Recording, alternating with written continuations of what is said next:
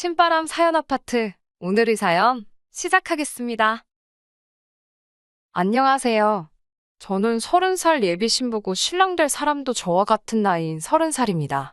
올해로 연애는 5년째를 맞았어요.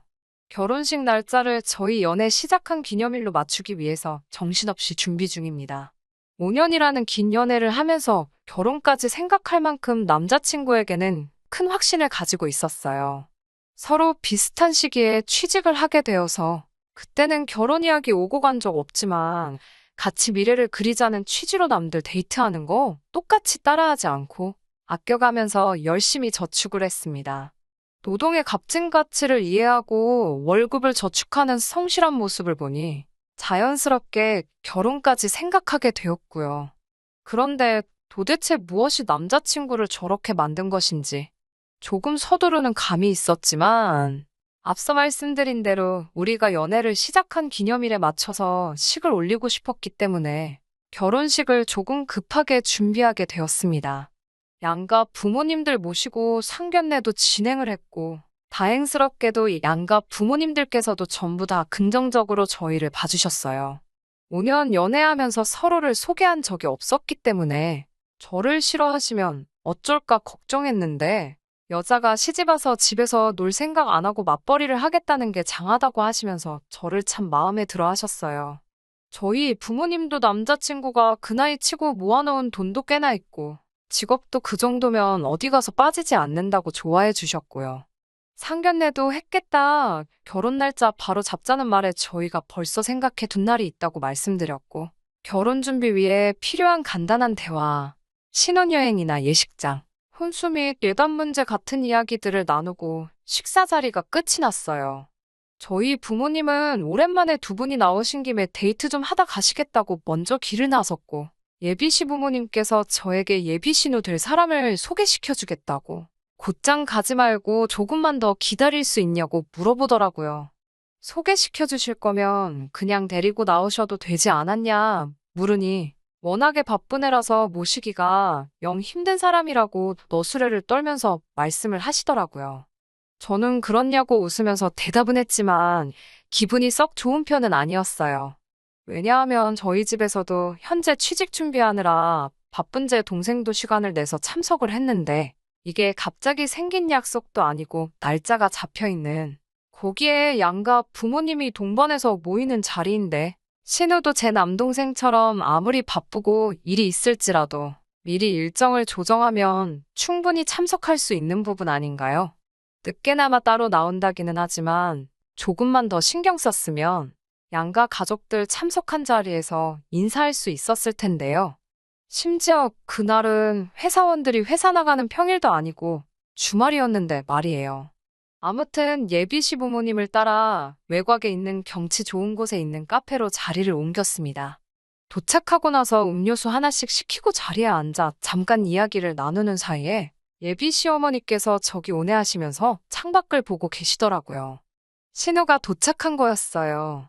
신우가 남편하고는 나이가 2살 차이밖에 나지 않는 걸로 알고 있는데 첫 인상이 참 놀라우리만치 강렬했습니다. 1억이 넘는 외제차를 끌고 온몸에는 명품을 두르고 등장했으니까요. 차에 대해서는 잘 모르지만 예비 시어머니께서 마치 제게 자랑이라도 하듯이 저 차가 1억이 넘는 거라고 말씀하셔서 그게 비싼 외제차인지는 그때서야 알았습니다. 외제차임을 몰랐다고 감안하더라도 몸에 걸치고 있는 고가의 명품들이 신우가 돈 꽤나 있어 보이고 돈 있는 걸 티내기 좋아하는 스타일이라는 걸 알 수 있었어요. 그 화려함에 놀라는 것도 잠시. 신우의 첫인상은 그야말로 엉망이었습니다. 저를 본체만체 하면서 제 앞에 털썩 앉더니 저를 위아래로 훑어보더라고요. 제가 무슨 브랜드 가방을 들고 있는지, 제 휴대폰은 얼마나 최신형인지, 제가 입고 있는 옷은 뭔지, 제 가방 안에 들어있는 화장품은 어디 걸 쓰는지 확인하듯이 위아래로 저를 쭉 스캔하더라고요. 이내 제가 들고 있는 게 별 볼 일 없다는 걸 파악하더니 콧방귀를 뀌고는 첫 만남에 하기에는 무례한 질문들을 쏟아내기 시작했어요. 들고 있는 가방이 브랜드가 없어 보이는데 명품 가방 같은 거는 몇 개나 가지고 있냐? 있으면 어디 걸로 몇 개나 있느냐? 다니는 회사 월급은 얼마나 되느냐 하는 질문부터 꿈이 있느냐 뭐 이런 알 수 없는 질문들까지 포함해서요. 제 대답이 마음에 안 들었는지 예비 신우는 자기가 이러고 있는 시간에도 얼마를 더 벌 수 있는지 아느냐 하는 알 수 없는 말을 남기고 괜한 일로 시간 낭비했다는 식으로 투덜대더니 이만 가보겠다며 혼자 자리를 떠나더라고요. 동생이 결혼할 상대 앞에서 그렇게 무례한 행동들을 쏟아냈는데도 예비 시부모님이나 남자친구는 예비 신우한테 아무 말도 안 하고 오히려 눈치를 보듯이 어려워한다는 게 느껴졌습니다. 남자친구한테도 따로 너네 누나 왜 저러냐고 물어보고 싶었지만 속으로 꾹꾹 눌러 참았습니다. 어차피 결혼을 한다고 하더라도 저 신우와 제가 1년에 몇 번이나 마주칠까 하는 생각이 들었거든요. 저를 소개받는 어찌 보면 가족 모임일 수도 있는 자리에도 본인이 바쁘다는 핑계로 도착도 늦게 했고 자리에 와서도 얼마 있지도 않아서 다른 가족들 의사도 물어보지 않고 혼자 떠났으니 결혼 후에도 그렇게 마주치며 살 일은 없을 거라고 생각하고 신우의 물에는 저 혼자 모르는 척 하기로 했습니다. 신우와의 첫 만남을 제외하고서는 그동안 남자친구와 결혼 이야기 오고 가면서 한 번도 의견이 부딪힌 적이 없었어요. 그런데 정말 생각하지도 못한 문제로 남자친구와 충돌이 생겨버려서 당황스러운 상황이에요. 예단과 예물은 양가 부모님들 허락하에 생략을 하기로 결정했고 남자친구와 제가 여태 연애하면서 모아놓은 돈이 상당했기 때문에 돈을 합쳐서 경기도권 신도시에 있는 신축 아파트를 매매하기로 했습니다. 혼수는 양가 부모님들께서 반반씩 보태 채워주시기로 했고 스드메부터 해서 그 외 다른 준비들 모두 정말 아무런 의견 다툼 없이 자연스럽게 진행되고 있었어요. 행복한 신부가 되는 것 말고는 이제 더는 남은 게 없다고 생각했는데 남자친구가 그런 제 기대에 찬물을 확 끼얹어 버렸네요. 저희 둘 다 직장에 다니고 있고 각자 벌이도 나쁘지 않은 편이라서 돈 문제에 대해서는 걱정 없을 거라 생각했어요. 다행히 모아놓은 돈으로 신혼집을 매매로 들어가기 때문에 저와 남자친구 버는 돈 쪽쪽이 저금을 할 수 있을 거라는 생각에 너무 기분이 좋았거든요. 요즘 대출 없이 시작하는 게 보통 힘든 일이 아니잖아요.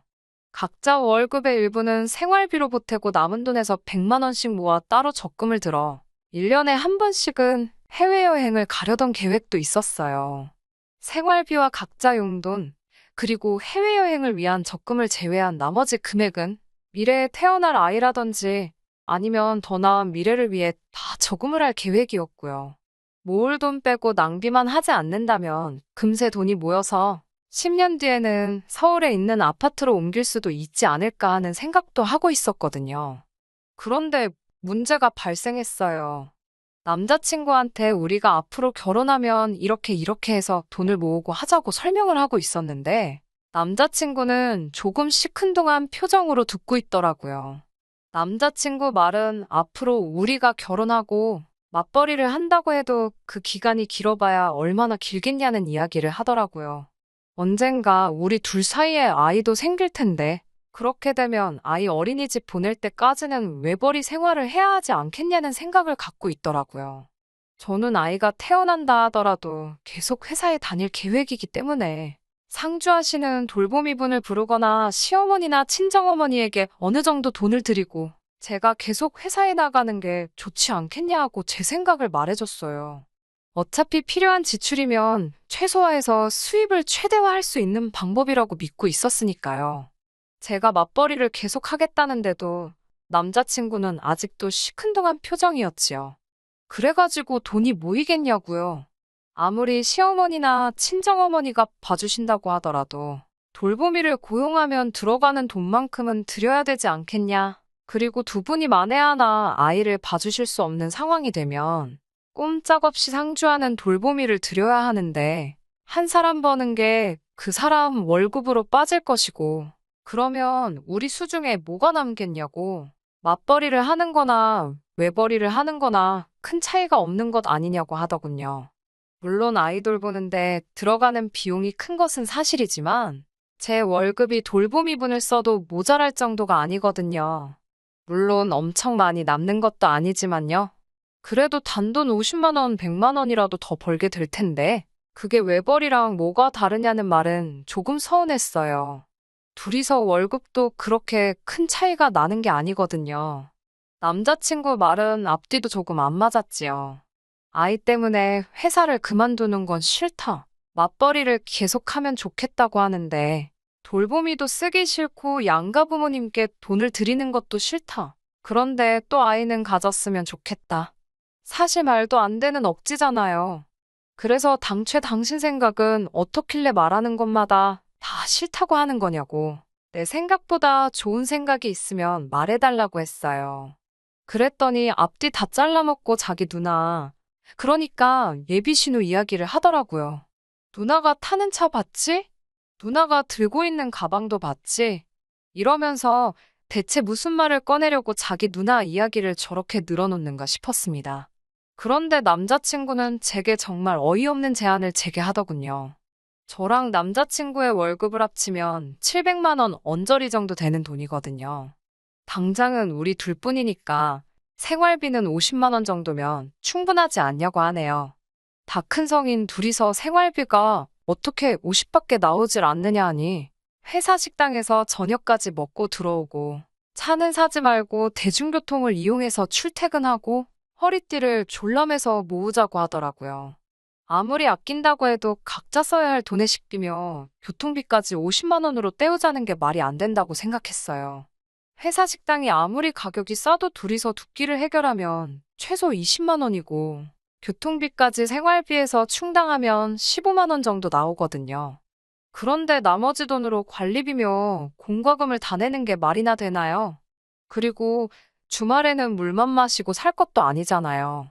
갑자기 남자친구가 돈만 열심히 모았지. 사실 경제관념이 하나도 없는 게 아닐까 하는 생각이 들기 시작했어요. 그래서 한 달에 650만 원을 다 저금을 하자는 거냐고.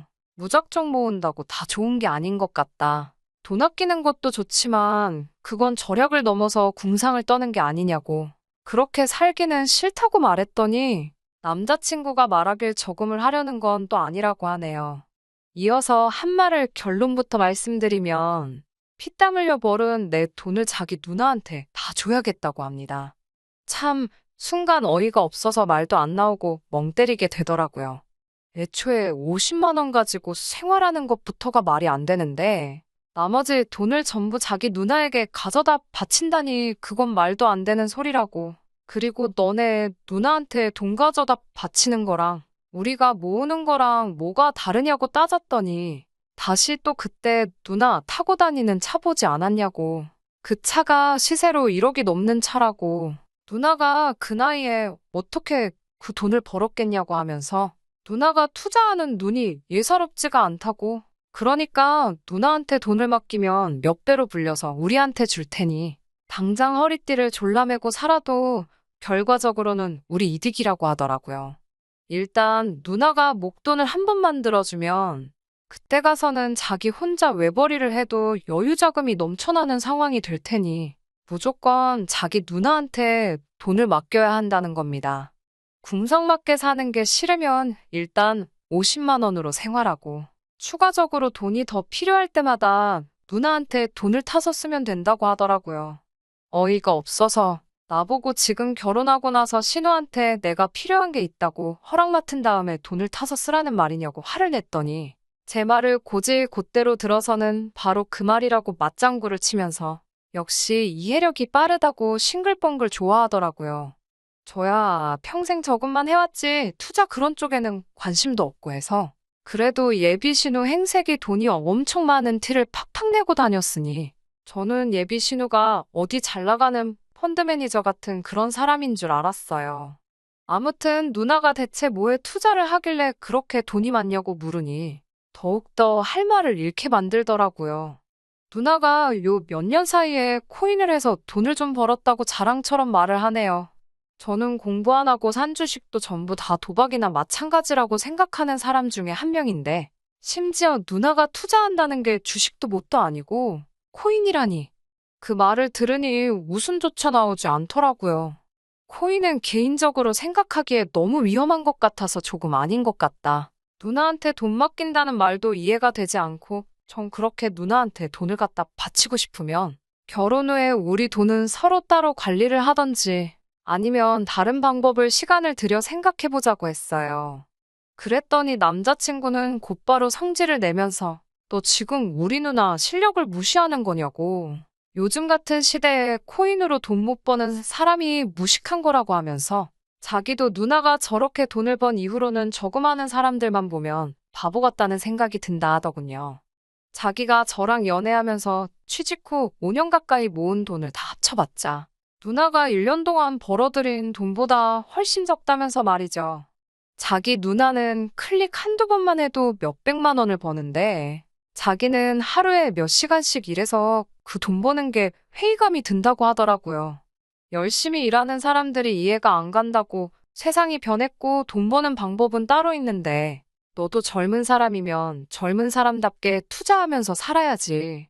옛날 사람들 하는 방식으로 저축만 해서 어떻게 부자가 되겠냐고 한 소리를 하더라고요. 하여튼 저는 남자친구에게 내가 일해서 번 돈, 너네 누나한테 맡길 생각 없다고 재차 제 생각을 전했습니다. 남자친구는 끝까지 평생 저축만 해서는 부자 못 된다고 다시 한번 잘 생각해보라고 저를 설득해왔고요. 그렇게 벌써 일주일이 지났네요. 남자친구도 일부러 핑계를 대며 안 보고 있어요. 얼굴 보면 또 그 이야기 할까 봐서요. 지금도 연락이 오면 생각해봤냐고 물어보는 말 말고는 저를 일주일이나 안 봤는데 궁금한 건 따로 없는지, 내 걱정은 안 되는 건지, 그냥 내 월급 지네 누나한테 맡길 생각뿐인 것 같아요. 남자친구 말대로 저축만 해서 부자 되는 게 불가능한 세상이 되었다는 건 저도 충분히 인정하는 바입니다. 그래도 제가 번 돈을 그대로 예비 신우 될 사람한테 맡기는 것만큼은 하고 싶지 않네요. 이 결혼을 다시 생각해봐야 하는 걸까요? 참 고민이 됩니다. 후기 보내드립니다. 한동안 집에서 한숨만 쉬고 다니니 어머니께서 저한테 무슨 걱정이 있느냐 물어보시길래 숨기려고 했지만 있는 그대로 남자친구의 누나를 처음 만난 그날부터 전부 이야기하게 되었어요. 어머니는 코인이니 그런 거 잘 모르시는 편이지만 뉴스로 그 내용을 조금 접하셨기 때문에 저랑 똑같이 부정적인 시각이셨습니다. 그렇게 돈을 쉽게 벌면 세상 천지에 누가 일을 하겠냐고 하시면서요. 제가 남자친구가 좋아서 끝까지 결혼하겠다면 저를 말리지는 않겠지만 금전 감각이 하나도 없는 것 같다고 제가 아무쪼록 옳은 결정을 내렸으면 좋겠다고 하시더라고요. 몇 날 며칠을 고민하다가 남자친구와는 확실히 단판을 지어야겠다 싶은 생각이 들어서 남자친구를 불러냈어요. 5년 연애하면서 그동안 봐온 모습이 있기 때문에 허황된 꿈을 접고 성실하게 살았으면 좋겠다고 설득을 해보려 했는데 제가 바보 같았네요. 그날 이후로 2주가 다 돼서 만나는 거였는데도 남자친구는 대뜸 저한테 대답부터 요구하더라고요. 그래서 제가 생각한 대로 월급을 너희 누나에게 맡기는 건 아무리 생각해도 아니라고 말을 해줬습니다. 그런데 남자친구도 월급을 맡기는 건 자기도 생각해봤는데 조금 아닌 것 같다며 제 말에 동의를 하더라고요. 그때 설마 그동안 혼자 반성하고 제정신을 차렸나 싶어서 조금 감동스럽기도 했는데 그런 게 아니었네요. 기어이 저를 더 실망시키더라고요. 저랑 안 만나는 동안 누나한테 자주 찾아가며 상담을 받았답니다. 누나 말로는 한 달에 한 번씩 월급 650으로 투자해봐야 푼돈밖에 안 된다고. 어차피 자기한테 돈 관리를 맡길 거면 저희 신혼집 사려고 모아놓은 그 돈을 맡기라고 했답니다. 돈이 돈을 벌어준다고 이왕 하는 거 통 크게 하는 게 낫지 않겠냐고요. 한두 달만 맡겨놔도 경기도권 신축이 아니라 서울 강남에 있는 한강뷰가 보이는 아파트에서 신혼생활을 시작할 수 있을 거라고 굳게 믿고 있더라고요. 이쯤 되니까 남자친구가 사람이 아니라 뭔가에 미친 광신도처럼 보였습니다. 무슨 말을 해도 듣지를 않고 자꾸 누나가 타고 다니는 차, 누나가 차고 다니는 시계 이야기만 하면서 우리도 그 정도는 해야지 않겠냐고 이미 벌어놓은 돈인 것처럼 차는 무슨 외제차 뭐를 뽑고 아파트는 어디 뭐가 좋다더라. 벌써 머릿속에 꽃밭을 그리고 있더라고요. 혼자 주절주절 떠들고 있는 남자친구 말을 멈추고 말했어요. 초치는 것 같아 미안하지만 너네 누나한테 돈 가져다 주는 건 너 혼자 하라고요. 남자친구는 이해를 할 수 없다는 표정으로 그게 지금 진심으로 하는 말이냐고 제게 묻더군요. 돈을 벌 수 있는 기회를 주는 건데 불러들어온 복을 스스로 차냐고. 이런 기회 흔하지 않다고 하면서 결혼하려고 제가 모아놓은 돈까지 자기 누나를 자꾸 믿고 맡기라는 식으로 막무가내였습니다. 여태까지 내가 피땀 흘려 모은 돈을 너네 누나한테 맡길 생각도 없고 앞으로 내가 벌게 될 월급도 내가 관리할 거지 너네 누나한테 맡길 생각 없다고요. 결혼 준비하면서 예약해둔 것들은 다 취소할 거고 위약금도 내가 내 돈으로 낼 테니 그냥 우리는 이제 여기까지 하자고 헤어지자고 말했어요. 헤어지자는 말을 하니까 남자친구도 표정이 어두워지더라고요. 그러더니 저한테 악담을 쏟아내기 시작했어요. 평생 그렇게 월급 모아서 살라고 자기는 자기가 모아놓은 돈이라도 맡겨서 부자가 될 거고 그때 가서 제 앞에 다시 나타나겠다고 하더군요. 자기가 외제차 끌고 와서 성공한 모습 보여주겠다고 그리고 그때가 돼서 자기 바짓가랑이를 붙잡고 후회해도 안 받아줄 거라고요. 그리고 그깟 위약금 푼 돈은 앞으로 벌어들일 거 생각하면 얼마 되지도 않는 거라고 지가 내겠다고 큰 소리 떵떵 치더라고요. 그렇게 5년 연애에 결혼이 코앞이던 남자친구와의 인연의 종지부를 찍었습니다. 억울하고 화가 나지만 차라리 잘된 일이라고 생각해요. 이렇게도 설득이 되지 않을 사람이었다면 제가 무슨 말을 했어도 듣지 않았을 테니까요. 그 뒤로도 따로 연락도 없고 별다른 문제 없이 안전이별한 것 같습니다. 여태까지 성실하던 남자친구를 그렇게 만들다니 돈이라는 게 참 무서운 것 같아요. 아무튼 후기 기다려주신 분들께도 감사드려요. 안녕하세요. 제가 이렇게 몇 달 만에 또 후기를 보내게 될 줄은 몰랐네요. 후기에 후기라고 해야 할까요? 아무튼 전 남자친구와 이별 후에는 그냥 일만 하면서 살았어요. 저희 부모님도 차라리 잘 된 거라고 저를 격려해 주셨고, 저도 시간이 지나니 자연적으로 잊혀지게 되더라고요. 그래서 정말 까맣게 잊고 살았는데, 얼마 전에 회사 일로 출장이 있어서 어딜 좀 다녀오게 되었어요. 한참 업무를 보고 나서 출장 업무가 끝나고 돌아가는 날 아침에 출장지에 있는 커피숍에 들렸습니다. 거기서 누굴 봤는지 아세요? 어딘가 낯이 익은 사람이 주문을 받고 있더라고요. 웬만해선 한 번 본 사람은 잘 까먹을 텐데 첫 인상이 그만큼 강렬했으니 그 얼굴을 잊을 수가 없더라고요. 전 남자친구의 누나였어요. 지금쯤 남동생 돈 굴리면서 그 잘난 외제차 끌고 다니고 계셔야 할 분이 거기서 뭐하고 있나 싶더라고요. 다행인지 불행인지 전 남자친구의 누나는 저를 못 알아본 듯 싶더라고요. 솔직히 이런 마음 가지면 안 되는 거지만 그 모습을 보고 있으니 뒤시하기가 궁금해서 참을 수가 없었어요.